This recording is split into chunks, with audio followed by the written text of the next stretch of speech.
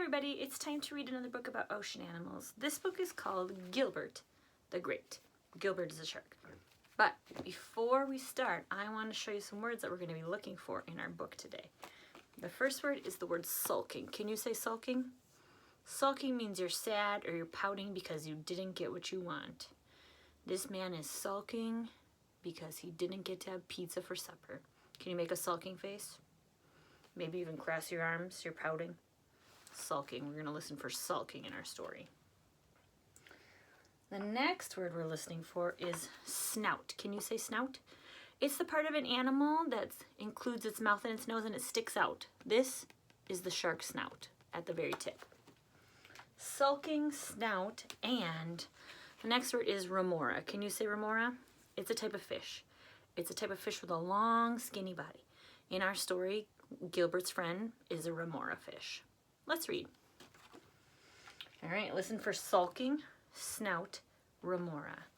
All right, Gilbert the Great. Written by Jane Clark. She's the author. Remember, the author writes the words, and the illustrator is Charles Fugue, and the illustrator draws the pictures. All right, let's read.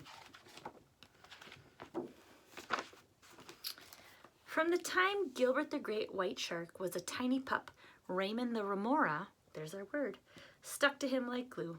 Raymond was always at Gilbert's side. When Gilbert was stuck in the seaweed, Raymond untangled him. When Gilbert got dirty, Raymond cleaned him up. And when Gilbert lost his first row of teeth, Raymond helped him collect them all to give to the tooth fairy.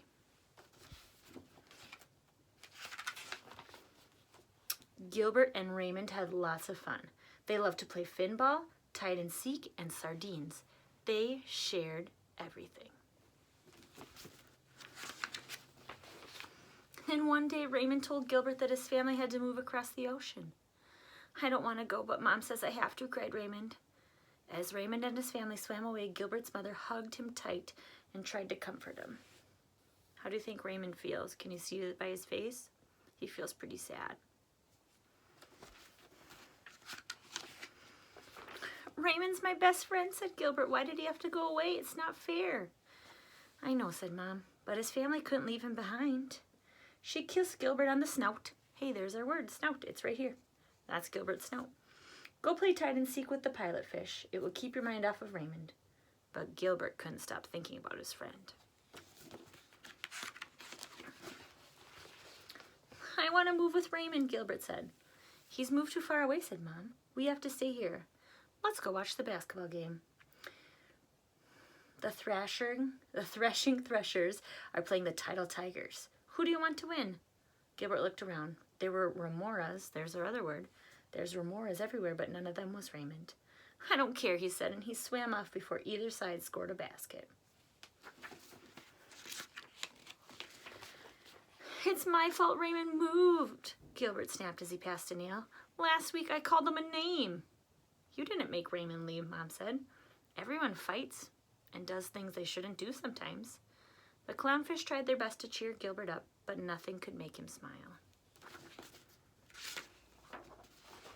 The next day at school, everyone was so kind to Gilbert. They even gave him an extra long turn on the seesaw. "Cheer up," said Marvin the mallet. "There are plenty of fish in the sea." "There isn't another Raymond," said Gilbert.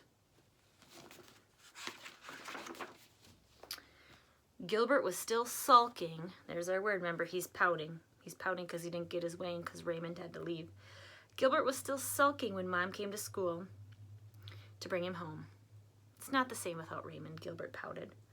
That night, Gilbert cried and cried and cried and cried, and his warm tears mingled with the cold ocean water. Gilbert is so sad.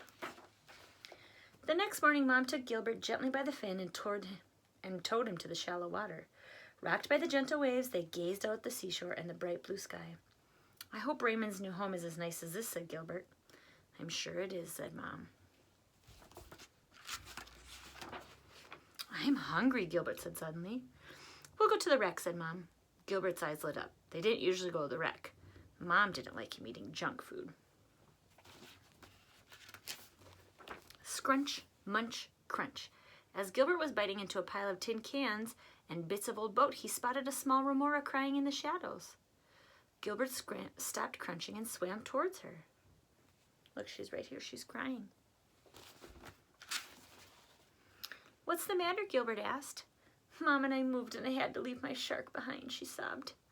Now I don't have any friends.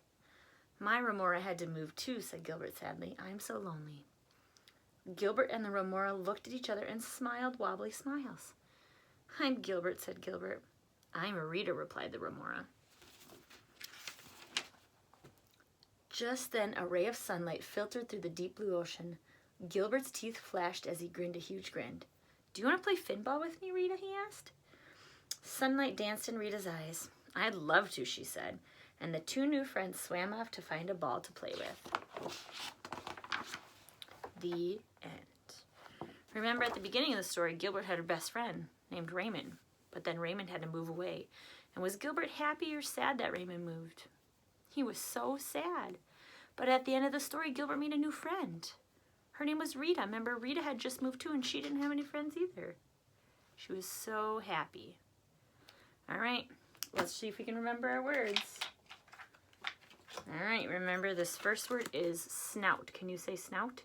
And it's the part of the fish's nose that includes its, or the part of the fish's body that includes its nose and its mouth, and it sticks out. The shark's snout. This word is remora. Can you say remora? It's a type of fish with a long body. In our story, the remoras like to be with sharks. And our last word is sulking. Can you say sulking? Remember, they're pouting because they didn't get their way. Gilbert was so sad and he was sulking because his friend Raymond had to move away. Thanks for reading our story with us. Bye.